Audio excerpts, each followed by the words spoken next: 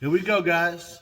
Chaz from Pugliese Speed Shop, bringing you guys a reason to look forward to a Tuesday morning with your Tuesday morning tech tip. All right, so if you guys are following along with the build on this truck, you're well aware of the fact that we're taking care of the basics, right? You're also probably well aware of the fact that there is absolutely nothing basic about this truck. Everything turns into a struggle, and that's just what happens when things get ignored, laid up, whatever. So, yeah, it's a constant battle, but it is what it is.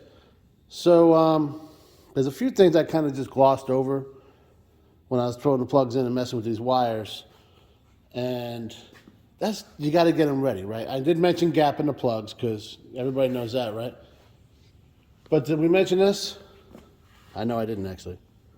Little anti-seize on there. You got some dissimilar metals going together, heat cycles, all that kind of stuff, and that's a must. Just a little right there. Well, on the good ones, not this crap, but and then a little bit of silicone grease or dielectric grease, whatever, right? Just put on everything, right? Where you're putting stuff together. This way, when you go to pull this stuff apart later on, it actually comes off instead of being seized in there. And it helps with water intrusion and corrosion, and see, we got them in there too. It's important. All right, guys, again, nothing groundbreaking, right? The basics. We all know we're supposed to use this stuff. But how many times have you thrown something together, whether it be a quick tune-up, swap a O2 sensor, do some brake work, whatever, and you're not using anti-seize, you're not using that anti-squeal stuff, you're not using Loctite, dielectric grease, whatever. How many times? Quite a few. I'm guilty of it. I mean, obviously, you guys know I'm guilty of all this stuff. But you take those couple minutes, right?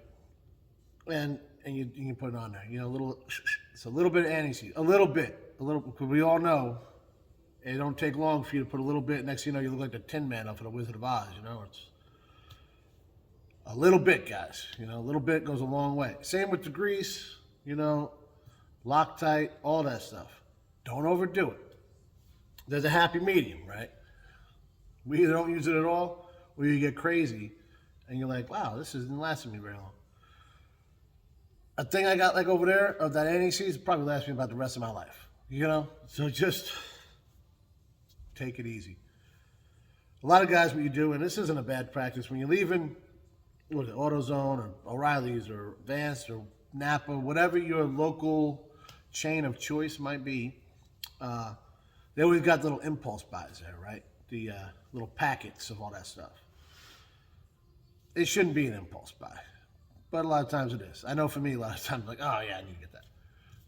So, you know, the guy there, he's trying to sell it to you, right? And I get it, man. I get it. 9 times out of 10, he's got no idea why he's trying to sell you that stuff, except for the fact that his boss over there is selling him to.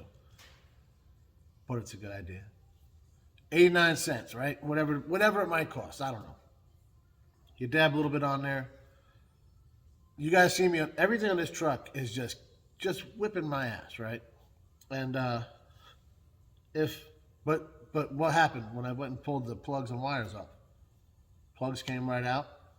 They were gapped right too, which about amazes me with the rest of this thing.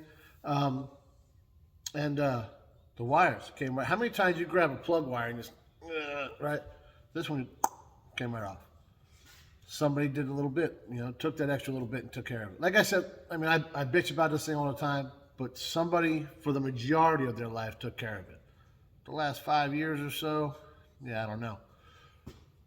But up until then, you know, it was taken care of. If you're watching this, you also know whoever put the screws into the cap for the distributor cap.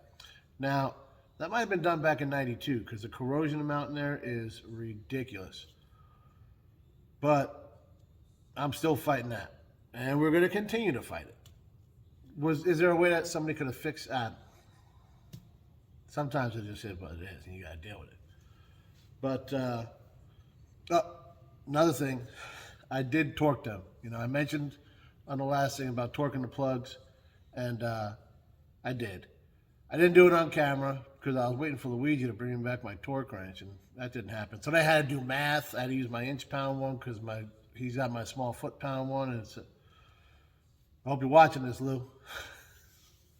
Got me doing math over here. But we're getting off track. I know it's a big shocker. Make sure you're taking care of those little things. You might not be the next guy in there, but the next guy in there will definitely appreciate it. Thanks for watching, guys.